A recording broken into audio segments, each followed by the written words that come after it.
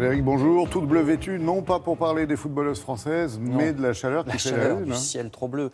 Puisque c'est évidemment la chaleur que vous retrouverez dans les journaux, la canicule faisant même passer au deuxième plan des infos qui, en temps normal, feraient couler beaucoup d'encre. Par exemple, dans le Figaro, le fait qu'en Allemagne, on y revient, le parti de droite, les conservateurs de la CDU, actuellement au pouvoir, commence à se demander s'il ne faudrait pas qu'il s'allie avec l'extrême droite. Ici en bas, vous voyez l'article. Et vous apprendrez en revanche qu'en Turquie, le parti conservateur, lui, c'est-à-dire le parti du président islamiste Recep Erdogan, vient d'enregistrer un énorme revers au municipal d'Istanbul. Alors je le souligne parce que c'est un exploit de la part de l'opposition que d'avoir remporté Istanbul dans un pays où le pouvoir contrôle absolument tous les médias, ou presque tous les médias. Je vous renvoie au Figaro pour ces deux articles. Mais évidemment, tout ça passe au second plan et c'est la canicule qui occupe par exemple la couverture de Libération ou celle du Parisien aujourd'hui en France.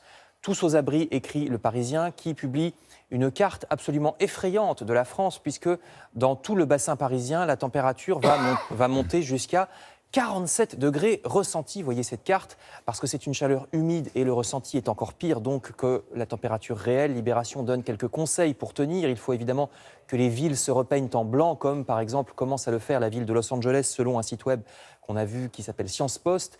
Des villes blanches comme au Moyen-Orient, ce qui rejette une partie de la chaleur. Il faut aussi, bien sûr, nous dit Libé, planter de plus en plus de verdure en ville, et ce malgré certaines règles architecturales qui interdisent de planter près de certains monuments, ce qui complique parce que dans les grandes villes, il y a des monuments partout. Il faut aussi bien sûr rester chez soi, volets fermés. Et on pense en ce moment au service des urgences qui risque d'être encore plus surchargé que d'habitude avec les malaises. L'Humanité consacre un article aux soignants tout aussi épuisés que leurs patients dans les différents services d'urgence, problème connu et que pourtant la France semble ne pas être capable de régler depuis des années. On pense aussi à ceux qui travaillent. Vous voyez ici l'article sur les AVC parce que, canicule ou pas, figurez-vous, nous dit le Parisien, que les gens qui travaillent plus ont davantage d'accidents vasculaires cérébraux. Et oui, et inversement, moins on travaille, moins on est sujet à ce risque d'accidents vasculaires cérébraux. À méditer. C'est une étude, oui. C'est une étude du Parisien, étude française. Alors, avec le réchauffement climatique, les journaux stigmatisent la pollution, notamment celle des voyages en avion, en couverture de la croix. Les Pays-Bas, nous disent les Échos, voudraient que l'Europe taxe le transport aérien. Vous savez que le kérosène est beaucoup moins taxé actuellement que l'essence de la voiture de madame ou monsieur tout le monde. Alors, plutôt que l'avion, prenons la voiture, le tramway, le métro, le train. Pardon, plutôt que l'avion ou la voiture. Ou la voiture. Eh oui, prenons le tramway, le train ou le métro, parce que vous apprendrez dans le Figaro que l'entreprise française Transdev vient de remporter des marchés de tram en Irlande ou en Australie. Et le Parisien, vous voyez, donne aux habitants de l'Île-de-France la liste des lignes de métro, tram et RER qui sont climatisées. Très important en ce moment.